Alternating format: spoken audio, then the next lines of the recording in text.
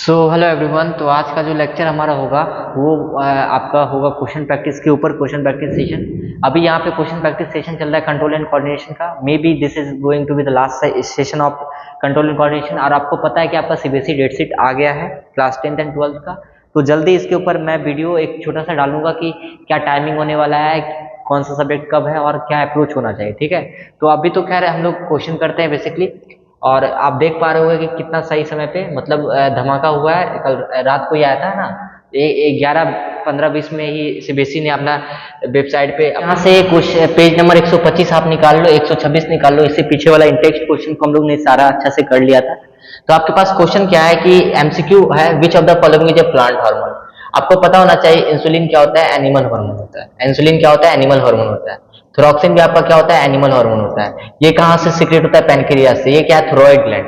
अगर हम बात करते हैं एस्ट्रोजन, ये फीमेल में हार्मोन होता है ना। ये फीमेल में ये आपका सेक्स हार्मोन के अंदर आता है, प्रोजेस्टेरोन, एस्ट्रोजन, और उसके बाद मेल्स में टेस्टोस्टेरोन। तो अगर हम बात करते हैं साइटोकाइनिन, ये हमारा क्या होता है, प्लांट हार्मोन होता है। क्या होता है, प्लांट हार्मोन होता है। तो इस क्वेश्चन का आपका आंसर ये हो गया। साइटोकाइनिन एक प्लांट हार्मोन होता है जो सेल डिवीजन को प्रमोट करता है। मैंने बहुत बार क्लास में आपसे पूछा हूं। और उसके बाद आपका नेक्स्ट क्वेश्चन क्या था, gap between to neurons is called, very easy question, synapse बोलते हैं। कि जब दो न्यूरॉन्स के बीच में क्या बनता है, हमारा साइनेप्स बनता है। जैसे कि ये दो न्यूरॉन्स है, एक का ये क्या हो गया, आपका डेंड्राइट का टिप हो गया, और ये मान लो ये आपका क्या हो गया, एक्सोन एंडिंग हो गया। तो इसके बीच में क्या होता है, माइक्रोस्कोपिक गैप बनता है, जिसको हम लोग क्या बोलते हैं, साइनेप्स बोलते हैं। सो साइनेप्स एक गैप होता है दो न्यूरॉन्स के बीच का। It is place where information is transmitted from one neuron to the other neurons. और यहाँ पे कुछ केमिकल सिग्नल्स निकलते हैं, न्यूरोट्रांसमीटर, एसिटाइलकोलिन। लेक्चर 1 हम लोग इसी के ऊपर बात किए थे। ठीक है, तो आप उसको जाके डिटेल में पहले देखो। क्वेश्चन नंबर 4 में भी आपको एक दो वर्ड ना दिखे तो हम इसको पढ़ के आपको बता देंगे। तो क्वेश्चन नंबर 4 हमारा क्या है कि what is the functions of receptor in our body. ठीक है, think of the situation where receptor do not work properly, what problem likely to be arise. सबसे पहले रिसेप्टर्स मैंने बताया था कि रिसेप्टर हमारे बॉडी में प्रेजेंट होते हैं, जो किसी भी स्टिमुलस को हमारा सेंस करते हैं, उसको लेते हैं और वो ब्रेन के पास कहीं ना कहीं हमारा माध्यम से पहुंचाते हैं।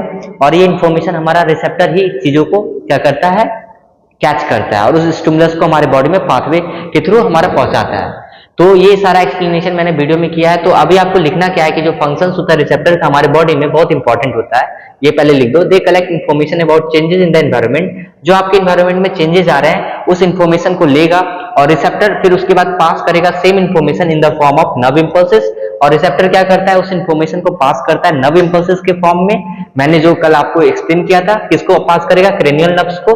ठीक है, where the information proceed and the ultimate response is given. तो इट व्हाट हैपन, जब रिसेप्टर काम नहीं करेगा तो क्या होगा कि रिस्पॉन्स वाज, लास्ट में ये लाइन हिट कर दो, नॉट गेटिंग प्रॉपर्ली। रिस्पॉन्स क्या होगा, प्रॉपर्ली नहीं मिलेगा। ठीक है, ये आपको लिखना था इस स्ट्रक्चर में। ये काफी इजी क्वेश्चन था जो आप अपने से बना के लिख सकते थे।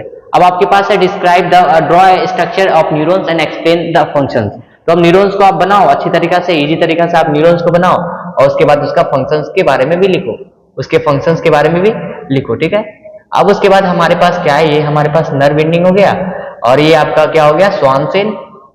ये इसके ऊपर होते हैं कवरिंग, जिसको माइलिन सेल बोलते हैं। ये हमारा हो गया न्यूक्लियस, और ये हमारा हो गया डेंड्राइट। ठीक है, आप इसको पहले बनाओ अच्छा से। अब फिगर के लिए आप मैंने ये कंसीडर आपको करा दिया है, पहले वाला भी लेक्चर में मैंने बनाया था। तो सबसे पहले हम देखते हैं फंक्शनिंग न्यूरॉन का कैसे होता है। मैंने बहुत बार बताया कि जो न्यूरॉन्स होता है वो रिसीव करता है। एक बार फिर से मैं बता देता हूँ, ये डेंड्राइट हो गया, ये हमारा न्यूक्लियस हो गया, यहाँ पे साइटोप्लाज्म है। ठीक है, ये हमारा स्वान सेल है, इसके ऊपर माइलिन सेल बना दो, इसको नोड ऑफ रेनबेर बोलते हैं, gap between two myelin cell. ये हमारा नर्व एंडिंग हो गया। ओके सर, अब हम लोग बात करते हैं कि न्यूरॉन्स का फंक्शंस क्या है। न्यूरॉन्स रिसीव करता है information from receptors.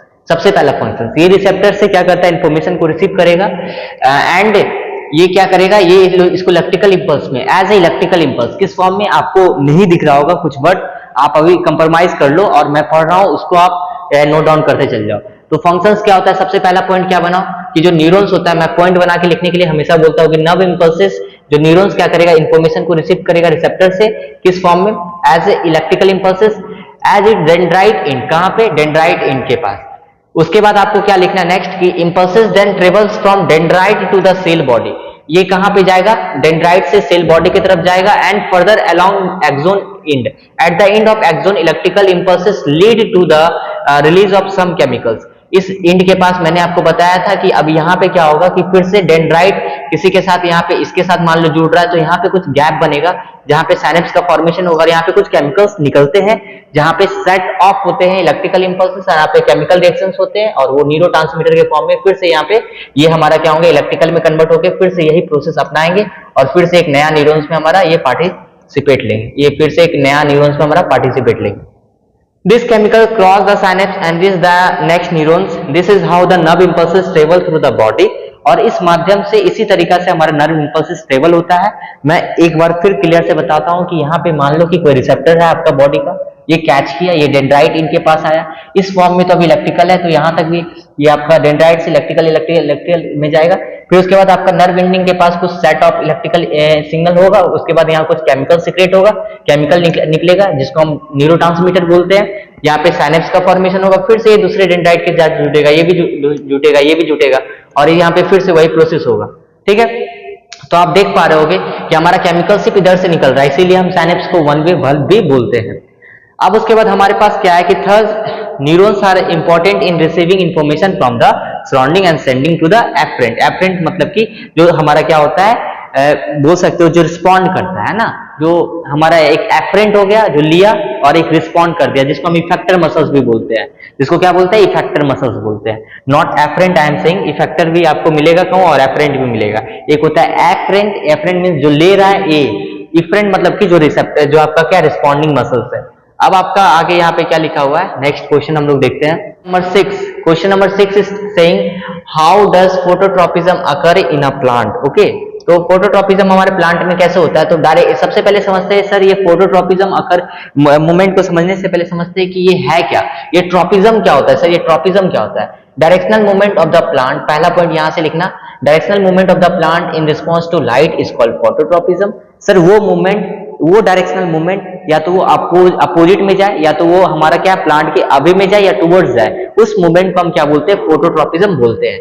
The shoot respond by bending towards light and root respond by bending away from the right.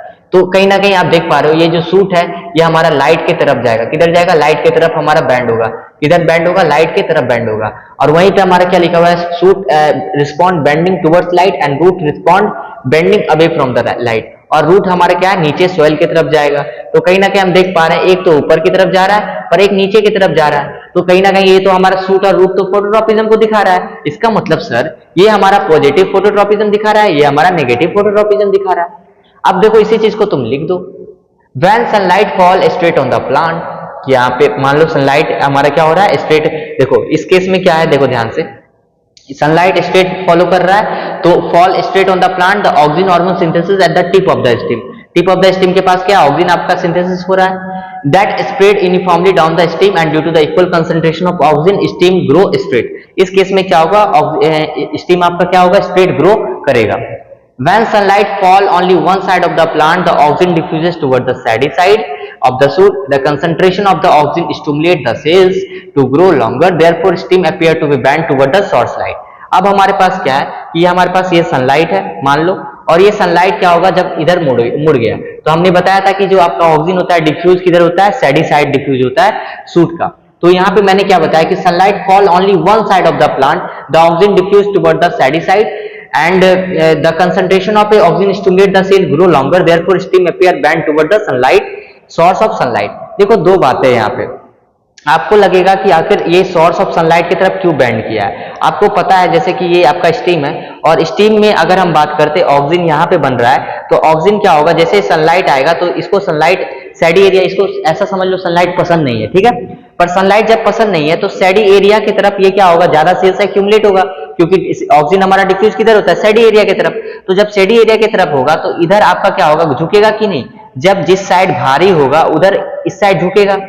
अगर हम आपसे बात करते हैं जैसे कि आप ये है, ठीक है, इधर आप कुछ अति करो, मतलब आप इधर मास ऑफ सेल्स को बढ़ाओ, ठीक है, इधर आप मास ऑफ सेल्स को बढ़ाओ, तो कहीं ना कहीं आपका ये झुकाव जो आपको देखने को मिलेगा वो किधर हो जाएगा, ये वाला झुकेगा इस साइड। जब इस साइड झुकेगा तो आपका सनलाइट भी तो इधर ही आ रहा है, सैडी एरिया इधर था तो सनलाइट इधर आ रहा है, तो आप इससे आपको ये एक दो बात समझ में आना चाहिए। सबसे पहला बात कि आपका जो सनलाइट की तरफ क्या होता है, आपका देखने को लगेगा कि सूट आपका इधर जा रहा है। क्यों इधर जा रहा है? क्योंकि mass of cells oxygen diffuse हो रहा है इस साइड।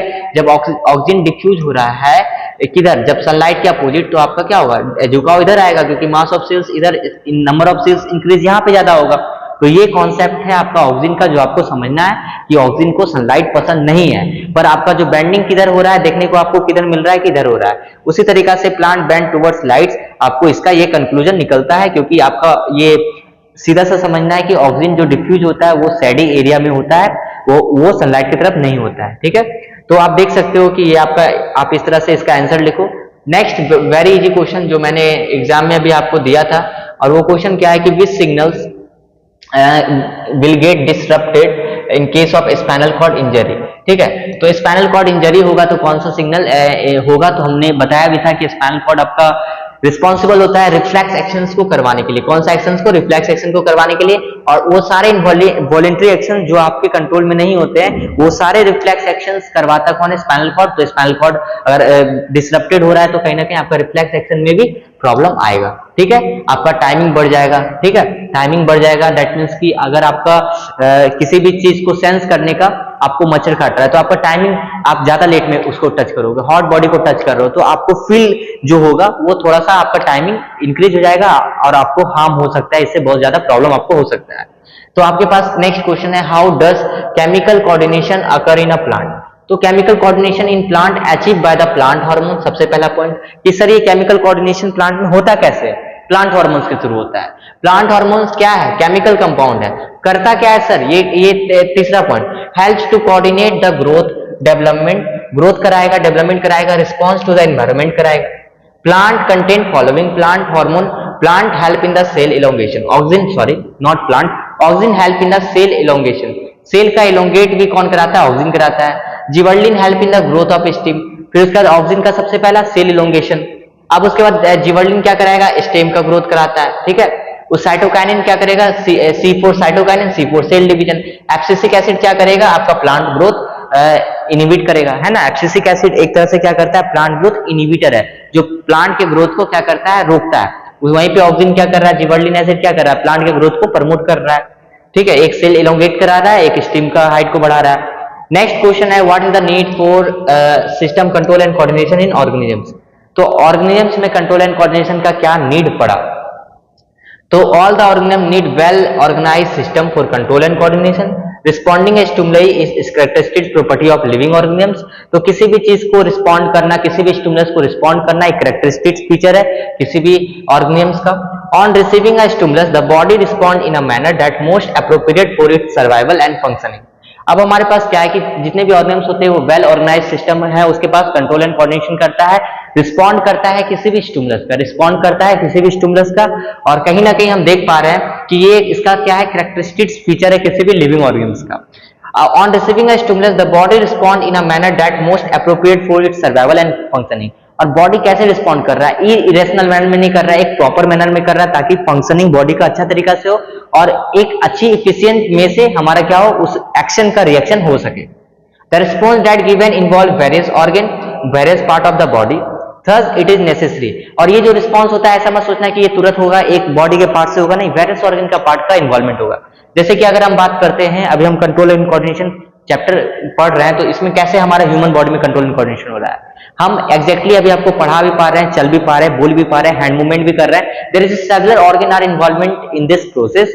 तो इसीलिए हम ये शब्द यूज कर रहे हैं कि हमारे पास क्या हो रहा है कि बॉडी रिस्पॉन्ड कर रहा है एक मोस्ट एप्रोप्रिएट मैनर से। ऐसा करते पहले पेन चलाते, फिर बोलते हैं, फिर बोलते, फिर पेन चलाते, तो एक मिसमैच होगा। There should be, there is a control in my mind and hand कि how to appropriate write and how to appropriate talk to you, then you can get a very good manner of lecture. तो ये आपको समझना होगा।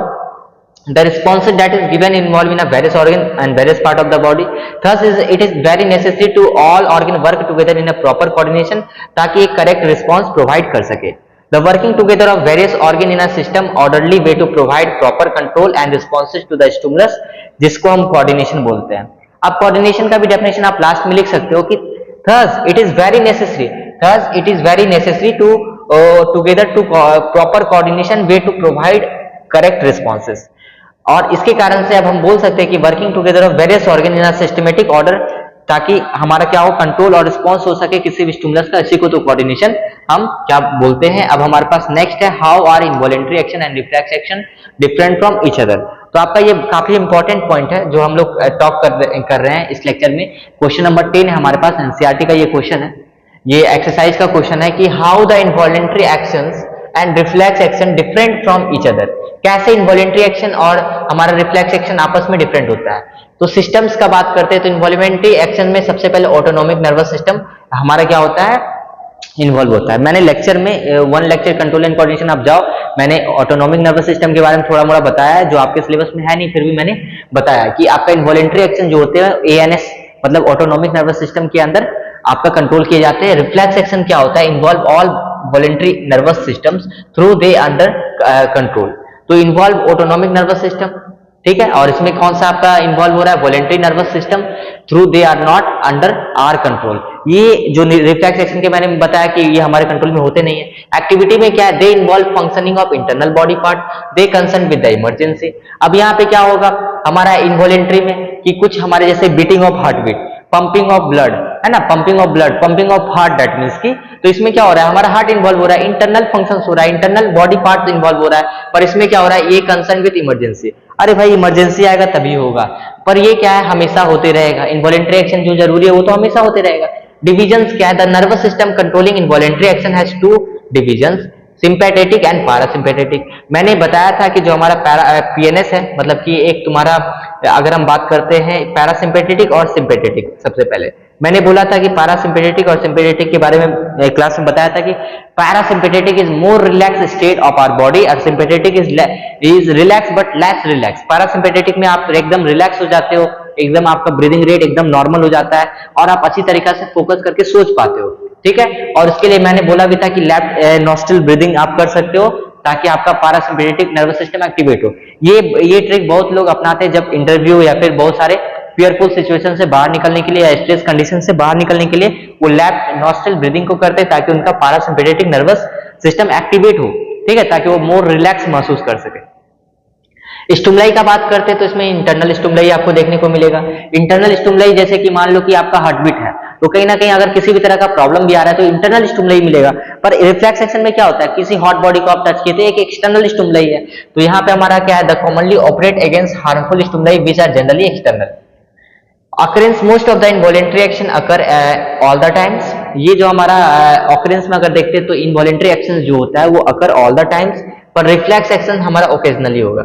ये हमारा हमेशा होते रहेगा। पंपिंग ऑफ ब्लड या पंपिंग ऑफ हार्ट और बीटिंग ऑफ हार्ट बीट हमेशा होते रहेगा, जब आपको जरूरत पड़ेगा, ऐसा नहीं कि तभी होगा। पर ये अगर हम बात करते हैं रिफ्लेक्स एक्शन, हमेशा आप हॉट बॉडी को टच नहीं करोगे, हमेशा आप डेंजरस कंडीशन में नहीं आओगे, हमेशा आप इमरजेंसी सिचुएशन में नहीं आओगे, तो ये आपका ओकेजनली होता है। फिर आपके पास क्या time sometimes gap occurs between stimulus and response. यहाँ पे कुछ गैप आपको मिलेगा, मतलब टाइम का गैप आपको महसूस होगा आपके सोचने में और आपके एक्शंस में। पर यहाँ का बात करते हैं कि यहाँ ऑलमोस्ट इंस्टेंट होता है, काम हो जाता है, फिर पता चलता है अच्छा मैंने ब्रेक लगा दिया गाड़ी का। अब यहाँ पे देखो muscles means they are carried out by the smooth muscles. ये किसके थ्रू कैरिड होते हैं, स्मूथ मसल्स के थ्रू। मैंने जो आपको बताया था क्लास 9 में स्मूथ मसल्स, तो स्मूथ मसल्स के थ्रू ये कैरिड होते हैं। और ये आपका क्या है, जैसे कि beating of heart and peristalsis. Peristaltic movement जो आपका इसोफेगस में देखने को मिलता है जब आप फूड खाते हो, और heart beat, beating of heart, ये आपका सारा इनवॉलेंट्री एक्शंस है। और ये एक्शंस हमारा क्या होता है, रिस्पॉन्सिबल होता है आपका इनवॉलेंट्री एक्शंस, हम इसको कह सकते हैं। और ये एग्जाम्पल आपका इनवॉलेंट्री एक्शन का। रिफ्लेक्स एक्शन जैसे कि जब लाइट आपका एकाएक आंख पे पड़ा तो आपने क्लोजिंग किया आंख को, और ये बहुत ऐसे रिफ्लेक्स एक्शन है जब हॉट बॉडी को आपने टच किया होगा, ठीक है। अब ध्यान से देखो हमारे पास नेक्स्ट क्वेश्चन में आपको क्या लिखना है, compare and contrast nervous and hormonal mechanisms for control and coordination in animals, ठीक है। अब आपके पास आई थिंक कि 12 क्वेश्चन है यहाँ पे, फिर हम लोग नेक्स्ट पीडीएफ को खोलेंगे। तो देखो compare and contrast nervous and hormonal mechanisms for control and coordination. तो यहाँ पे हमारे पास क्या है कि कंपेयर करना है और कॉन्ट्रास्ट करना है नर्वस और हार्मोनल मैकेनिज्म्स को हमारे एनिमल्स में कंट्रोल एंड कोऑर्डिनेशन। तो यहाँ पे देखो सबसे पहले हम क्या करते हैं, 2 कॉलम बना लेते हैं। एक कॉलम में हमारा हो जाएगा हार्मोनल मैकेनिज्म जिसको एंडोक्राइन सिस्टम बोलते हैं, एक में हो जाएगा nervous mechanism. Passage of information क्या होता है हार्मोनल में, केमिकल्स के थ्रू होता है जिसको हार्मोन्स बोलते हैं। क्या सेंसरी रिसेप्टर होते हैं, नहीं सर, क्या सेंसरी रिसेप्टर का काम होगा। पर यहाँ पे अगर हम बात करते हैं यहाँ पे इलेक्ट्रिकल कंडक्शन के थ्रू होते हैं। कैसे होते हैं, इलेक्ट्रिकल कंडक्शन के थ्रू होते हैं, यहाँ पे सेंसरी रिसेप्टर प्रेजेंट होते हैं। रैपिडिटी का बात करते हैं तो सिस्टम यहाँ पे कंपेरेटिवली स्लोअर देखने को मिलता है। केमिकल स्लोअर होता है पर लॉन्ग लास्टिंग होता है, याद रखना। पर ये रैपिड होता है पर ये हमारा शॉर्ट होता है। कैसा होता है? शॉर्ट होता है। ये कैसा होता है? लॉन्ग लास्टिंग होता है। कनेक्शन का बात करते हैं तो system is not connected to target site directly. Connections में हमारा देखा जाए तो हार्मोनल मैग्नीशियम्स में कनेक्शन हमारा डायरेक्टली नहीं होता है। System is directly connected to every part under its control. इस केस में क्या है, हमारा सिस्टम डायरेक्टली कंट्रोल है, डायरेक्टली कनेक्टेड है। The response is slow and produce by all the target tissues. यहाँ पे जो रिस्पॉन्स होता है वो स्लो होता है और प्रोड्यूस होता है ऑल द टारगेट टिश्यूज के थ्रू।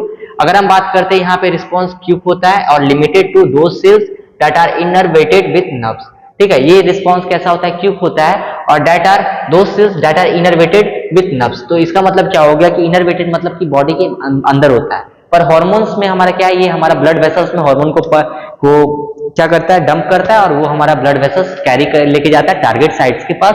पर यहाँ पे रिस्पॉन्स हमारा क्यों होता है? लिमिटेड टू दो सेल्स जहां पे हमारा नर्वस सिस्टम होगा। ठीक है, जहां पे हमारा नर्वस सिस्टम होगा वहां पे कहीं ना कहीं इनर्वेटेड ये हमारा मूवमेंट देखने को मिलेगा।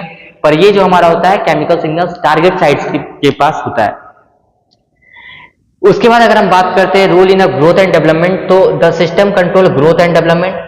It has a little role in a growth and development. ये हमारा क्या करता है? कंट्रोल करता है ग्रोथ एंड डेवलपमेंट को। पर मैं नर्वस मैग्नीशियम्स में कोई ग्रोथ एंड डेवलपमेंट का मेनली तो होता नहीं है, लिटिल बिट एनसीईआरटी लिखता है। कंपोनेंट में देखते हैं तो इसमें सारे ग्लैंड्स आते हैं जो सिक्रेशंस अपना करते हैं। इसमें आते हैं neurons, nerves and nervous organ. इसमें आते हैं neurons, nerves and nervous organ. अब हमारे पास क्या है कि इफेक्ट्स का बात करते हैं तो the effect of chemical messenger last for long period. यहाँ ये एक्शन इनवॉलेंट्री होते हैं। मैंने बोला था कि केमिकल सिग्नल लॉन्ग लास्टिंग होता है, पर इसका इफेक्ट कैसा होता है? शॉर्ट ड्यूरेशन वाला होता है। और ये आपका कैसा होता है? वॉलेंट्री और इनवॉलेंट्री दोनों होता है। ये आपका इनवॉलेंट्री होता है, जो आप केमिकल निकल रहा है, आप सोच रहे हो बस केमिकल निकल रहा है, पर केमिकल का कंट्रोल आपके हाथ में नहीं है। ठीक है, आपका कंट्रोल आपके थॉट पे है। ठीक है, तो पर यहाँ पे क्या है, आप देख पा रहे हो कि इट कैन बी वॉलेंट्री और इनवॉलेंट्री। ये वॉलेंट्री भी हो सकता है, इनवॉलेंट्री भी हो सकता है। जैसे मैं अभी सोच रहा हूँ या फिर मैं ये इसे लिख रहा हूँ तो कहीं ना कहीं नर्वस कनेक्शन भी तो है, तभी तो मैं सोच के लिख पा रहा हूँ। पर रिफ्लेक्स एक्शन जितने भी होते हैं वो सारे कैसे होते हैं? इनवॉलेंट्री होते हैं। अब हमारे पास आज का लास्ट क्वेश्चन नहीं बोल सकते हो, या एनसीईआरटी का लास्ट क्वेश्चन है। फिर हम लोग एनसीईआरटी का एक अलग एक वन शॉट वीडियो आपको अवेलेबल मिल जाएगा, पर हम लोग इसी में अभी कंटिन्यू करेंगे। और भी एक पीडीएफ जो मैंने ग्रुप में 25 पेज का भेजा था उसको मैं अभी कंप्लीट कराऊंगा। What is the difference between movement take place in the sensitive plant and the movement in our legs. तो सबसे पहले मूवमेंट जो हमारा सेंसिटिव प्लांट में होता है वो external stimulus like touch. It occur in response to external stimulus like touch. Plant cells change their shape changing the amount of water. आपको पता होना चाहिए कि प्लांट का सेल जो होता है चेंज करता है अपना shape according to their water content. Turgid cell turgor pressure के अकॉर्डिंग, जब सेल स्वेल करता है तो स्वेल अप हो जाता है, जब सेल वाटर लॉस करता है तो श्रिंक हो जाता है। No nervous are involve. Movement in legs का बात करते हैं तो ये वॉलेंट्री एक्शंस होता है जो परफॉर्म होता है and control by our will. Movement हमारा लेग्स का मूवमेंट क्या है? अभी हम चल पा रहे हैं तो हम अपने विल के अनुसार से चल पा रहे हैं, पर हम यही बात करते हैं कि मूवमेंट इन सेंसिटिव प्लांट। तो इसमें क्या है, कहीं ना कहीं हमारा जो एक्सटर्नल स्टिमुलस दे रहा है उसके हिसाब से टच कर रहा है, उसके हिसाब से हमारा काम बन रहा है। तो it occur response to external stimulus. Plant cells change their shape change according to, ये बताया यहाँ पे किसी भी तरह का नर्व्स इन्वॉल्व नहीं होता। Movement of legs voluntary action होता है, control by cerebrum part of a hind brain. It is due to change in a special protein of muscles. Legs में क्या होता है, मैंने आपको बताया था, अगर एक मसल्स का क्रॉस सेक्शन देखते हैं तो there is so many protein, है ना, एक्टिन एंड बहुत सारे बैंड होते हैं, बहुत सारे प्रोटीन होते हैं ना। तो वो जो प्रोटीन क्या करते हैं, आपस के शेप में बदलाव लाते हैं, जिसके कारण से क्या होगा, हमारा शेप में बदलाव आने के कारण मैंने क्लास में क्वेश्चन भी कराया है कि हाउ मसल्स कैसे किसी भी चीजों को काम करते हैं, कैसे मसल्स मूव करते हैं। तो उसके पास क्या होते हैं, कुछ प्रोटीन्स होते हैं जिसका शेप में चेंज आने के कारण क्या होता है, मूवमेंट होता है मसल्स में। नर्व कैरी करता है message for movement of legs. ठीक है, और नर्व्स का काम क्या है कि उसमें नर्व्स प्रेजेंट होता है, पर इसमें नर्वस सिस्टम प्रेजेंट नहीं होता है। इसमें नर्व्स प्रेजेंट होता है ताकि वो अपने हिसाब से लेग्स को मूव कर सके। तो this was the ending of NCERT solution. और वो हमारे पास क्या है क्वेश्चन आज का। तो सबसे पहले ऐसा करते हैं कि हम लोग एनसीईआरटी क्वेश्चन को कवर कर चुके हैं, आपको इस वीडियो में अटैच मैं करके दे दूंगा, वो रिकॉर्डेड है हमारे पास, रिकॉर्ड मैंने कर लिया अभी। तो 1 मार्क क्वेश्चन और 2 मार्क क्वेश्चन को पहले मैं करता हूँ, और ये अच्छे से क्वेश्चन है, जैसे कि जितने भी इंफॉर्मेशन होते हैं अबाउट आवर एनवायरनमेंट, वीडियो को पॉज कर करके खुद से सोचना। Detected by the specialized cells, write the name. तो उस सेल्स को हम क्या बोलते हैं, रिसेप्टर्स बोलते हैं। They are located in our various sense organ, we know that, जैसे कि एग्जांपल ऑल्फैक्टरी रिसेप्टर्स होते हैं, गस्टेटरी रिसेप्टर होते हैं ना, बहुत सारे रिसेप्टर हमारे बॉडी में होते हैं जो क्लास में किए थे। तो नेक्स्ट क्वेश्चन है, name two tissues which provide control and coordination in animals. तो वी नो दैट कि control and coordination nervous and muscular tissues करते हैं, ये दो टिश्यूज करते हैं और ये कंट्रोल एंड कोऑर्डिनेशन भी हमारे बॉडी में करते हैं। तो nervous and muscular tissues NCERT का जब फर्स्ट पेज आप पढ़ोगे तो उसमें लिखा हुआ नर्वस एंड मस्कुलर टिश्यूज, ये दो टिश्यूज होते हैं जो कंट्रोल एंड कोऑर्डिनेशन एनिमल्स में करते हैं। नेक्स्ट क्वेश्चन हमारे पास है कि name two component of central nervous system, तो ब्रेन और स्पाइनल कॉर्ड, सीबीएसई 2015 का क्वेश्चन था ये। नेक्स्ट क्वेश्चन हमारे पास है कि question number 4, name the sensory receptor found in the nose and the tongue, olfactory and gustatory receptor. Give example of involuntary actions, तो उसका हमारे पास एग्जांपल है, जैसे कि इनवॉलेंट्री एक्शंस का एग्जांपल आपको पता होना चाहिए कि बीटिंग ऑफ हार्ट हो गया, उसके बाद ब्लिंकिंग ऑफ आईज हो गया। जैसे beating of heart that means कि आपका हार्ट बीट हमेशा कर रहा है, और उसके बाद ब्लिंकिंग ऑफ आईज, एक तो आपका एकाएक आपका जो रिस्पॉन्स होता है जो आपके कंट्रोल में नहीं होता है। ब्लिंकिंग ऑफ आईज को आप कंट्रोल कर पा रहे हो क्या, कि अभी हमको कब मेरा आंख मतलब कि जो उसका आंख का पंखुड़ी है वो कब अप एंड डाउन कर रहा है, ठीक है, आईलिड जिसको हम बोल रहे हैं, तो दैट मींस कि that is not in our control. Identify the parts of brain that concern with the question first is memory के लिए कौन रिस्पॉन्सिबल होता है, और उसके बाद विल पावर के लिए कौन रिस्पॉन्सिबल होता है। तो मैंने बताया था कि मेमोरी के लिए अगर हम बात करते हैं और विल पावर के लिए रिस्पॉन्सिबल हमारा कौन होता है, सेरेब्रल हेमिस्फीयर, ठीक है। मेमोरी हमारे पास क्या है, दो हेमिस्फीयर में डिवाइडेड है, left and right hemisphere brain, ठीक है। और सेकंड क्वेश्चन है मस्कुलर कोऑर्डिनेशन कौन कराता है हमारे पास, सेरेबेलम, है ना। मस्कुलर कोऑर्डिनेशन दैट मींस की बैलेंसिंग, है ना, बैलेंसिंग, किसी भी पोस्चर का बैलेंसिंग हो गया तो पोस्चर मेंटेनिंग, ये सारा कौन कराता है, cerebellum. Give any one function of perform by our brain, तो एक फंक्शन कोई बता दो, ये इंफॉर्मेशन को रिसीव करता है और कैरी करता है, नर्व इम्पल्सेस को कैरी करता है सारे सेंसरी ऑर्गन के पास हमारे बॉडी में। What is the fluid present between the meninges, क्या होता है, हमें पता है कि ब्रेन के पास कुछ प्रोटेक्टिव लेयर होते हैं जो हमारे पास क्या स्पाइनल कॉर्ड से भी जाते हैं, और स्पाइनल यहाँ पे हमारे पास यहाँ पे भी मेनिंजेस होते हैं जो प्रोटेक्ट करते हैं, और जिसको हम बोलते हैं सीएसएफ, सेरेब्रो स्पाइनल फ्लूइड। तो आप कोई न्यूरोलॉजिस्ट के पास जाके ये सब यूज करना तो लगेगा कि बच्चा पढ़ के आया है, ठीक है। अब यहाँ पे देखो, name the structure in which spinal cord is protected in human body और वर्टिब्रल कॉलम, तो आपको पता होना चाहिए कि स्पाइनल कॉर्ड कहाँ पे प्रोटेक्ट होता है, इसके पीछे वाला जिसको हम वर्टिब्रल कॉलम बोलते हैं। नेक्स्ट क्वेश्चन है, name any two types of tropic movement, तो जियोट्रॉपिक लिख दो और एक हमारा क्या लिख दो, कीमोट्रॉपिक लिख दो। तो आपको पता होना चाहिए ट्रॉपिक मूवमेंट क्या होता है, वो मूवमेंट जहाँ पे हमारे पास इन्वायरमेंट के रिस्पॉन्ड में बहुत सारे हमारे क्या प्लांट शो करते हैं। जैसे कि हमारे पास क्या है, जैसे कि हमारे पास है geotropism, Jio means gravity and the chemotropism means chemicals. तो इसके जैसा और भी हमारे पास हो सकते हैं, फोटोट्रॉपिज्म, आपके पास थिग्मोट्रॉपिज्म, उसके बाद हाइड्रोट्रॉपिज्म, पानी से रिलेटेड, है ना। तो हमारे पास क्या है, मैंने बताया कि जियोट्रॉपिज्म जो क्या करता है, रिस्पॉन्ड करता है ग्रेविटी के अगेंस्ट, कीमोट्रॉपिज्म जो हमारा रिस्पॉन्स करता है केमिकल के अगेंस्ट। ये बहुत डिटेल में मैंने कराया, इसलिए मैं थोड़ा सा फास्ट लेके जा रहा हूँ क्योंकि हमारे पास बहुत सारे क्वेश्चन है अभी।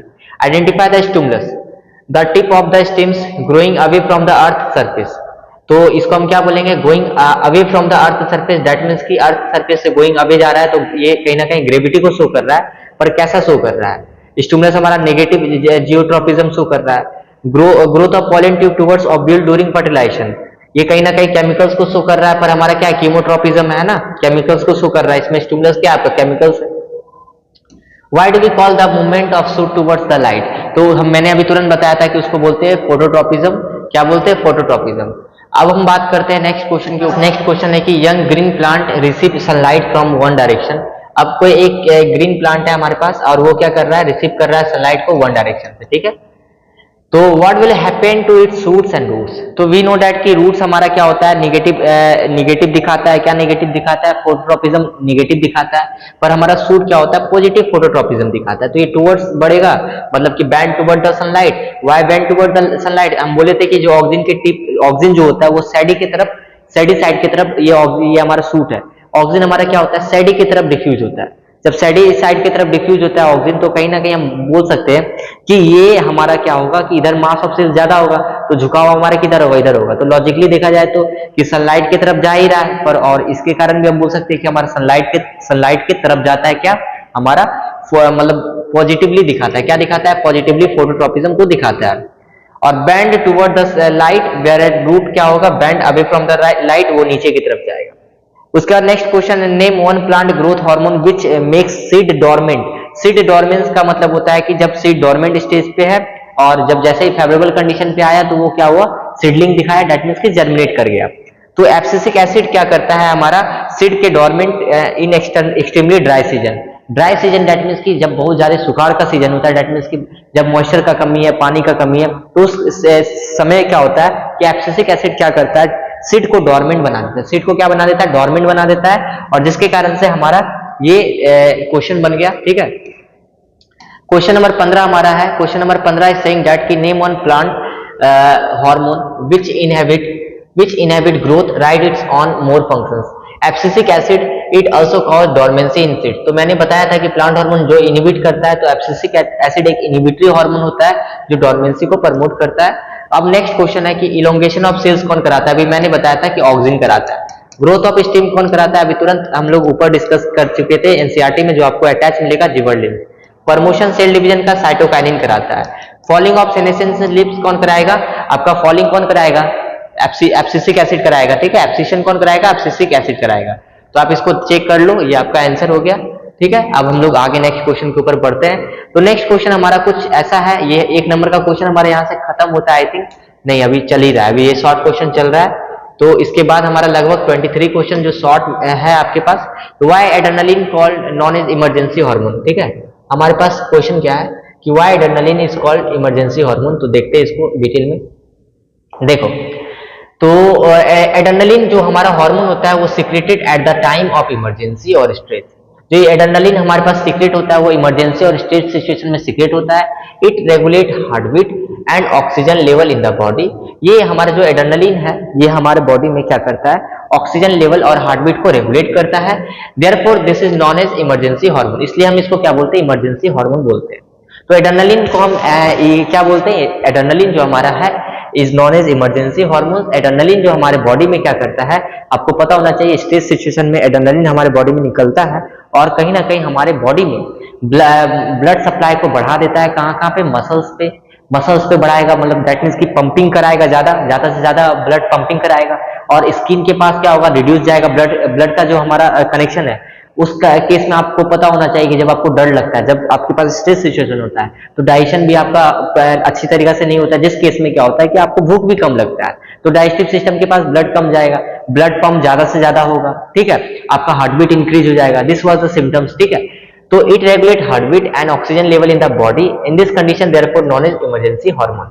विच हार्मोन इज रिस्पॉन्सिबल, मैंने बहुत ही डिटेल तरीका से चैप्टर को कराया, आप जाके चेकआउट करो, क्वेश्चन करो। अभी आपको लग रहा होगा कि सर भगा रहे हैं, सर भगा नहीं रहे, सर एकदम मतलब स्पून फीडिंग करा रहे हैं, क्योंकि कुछ ऐसे बच्चे होते हैं क्लास में जिनको मतलब क्वेश्चन नहीं समझ में आता है, तो उनके लिए ये सारा करना पड़ता है ताकि वो अच्छी तरीके से समझ पाए।